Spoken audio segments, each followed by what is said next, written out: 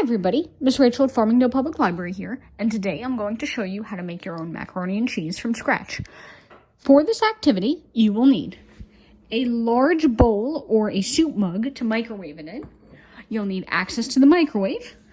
You'll need some measuring cups, a spoon to mix everything up with. You'll need some dry pasta, whatever kind you'd like. You'll need whatever kinds of cheese you'd like.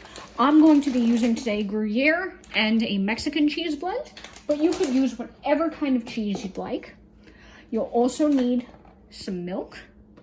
You'll need some water, access to the microwave, and if you'd like, some seasonings like salt and pepper or herb seasoning. Whatever you'd like to really spice up your mac and cheese. So shall we get started? The first thing that we're going to do is we're going to measure out half a cup of our pasta into the bowl. This is dry uncooked pasta. You can use any kind that you would like. Today, I have these cavatappi noodles here, which look like little corkscrews. So I'm going to put my half a cup right into the bowl. And over the top of that, I'm going to add a scant half cup of water.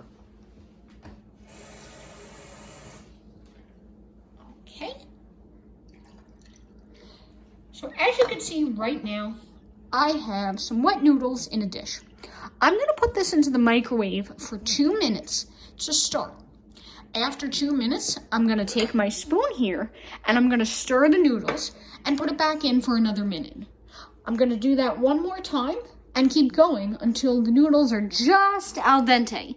In other words, until they're just soft to the tooth. This should take about 4 minutes. But it might vary a little bit depending upon the strength of your microwave and how thick of a bowl you're using. So, I'll see you in a few minutes. Okay, and when your pasta is cooked, the water should be pretty much absorbed, but if there's any left, you can drain it off in the sink. Next, we're going to be adding in some milk, some spices, and some cheese. So I'm going to start with about a 1/4 cup of my milk today. Now this, you could do a little bit more if you'd like it to be runny, or do a scant 1/4 cup, so a little on the short side, if you want it to be a little bit gooier and not too runny. But however you'd like. So I put my milk in, and my pasta started to get sticky, so I'm gonna break that up with my spoon. And right now you can see I have some noodles sitting in some milk. Next, I'm gonna add some spices. I like the no salt herb blend, and I really like black pepper, so I'm going to put in some of those. But you can add salt if you want, or parsley, or oregano, or Italian seasoning, whatever it is that you like. Just make sure that you mix it up so that it's not all stuck to one noodle. Okay, and now we're going to add in some cheese. We're going to be adding in, whoop, there's a little milk in there. We're going to be adding in a half a cup of the cheese. However, you can do it in whatever combination of cheese you'd like. I'm going to be using today a combination of Gruyere and this cheese blend in the bag. Personally, I like Gruyere because it's sharper. So I'm going to do half Gruyere and half of the Mexican cheese blend. Now, since we're adding a half cup total, half of a half cup is a 1/4 cup. So I'm going to do a 1/4 cup of my Gruyere and then a 1/4 cup of the other type of cheese. So that I'm going to just put in. Now, of course, you could add more cheese if you'd like, or less cheese if you want it to be less cheesy, but about a half a cup total. Okay, so 1/4 plus 1/4 equals 1/2. And there we go.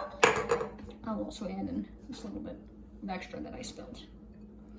Okay, now I'm gonna quick clear out my measuring cup. And if you really want creamy mac and cheese, you can also add a half tablespoon, so about a teaspoon of butter, if you want, but you don't have to.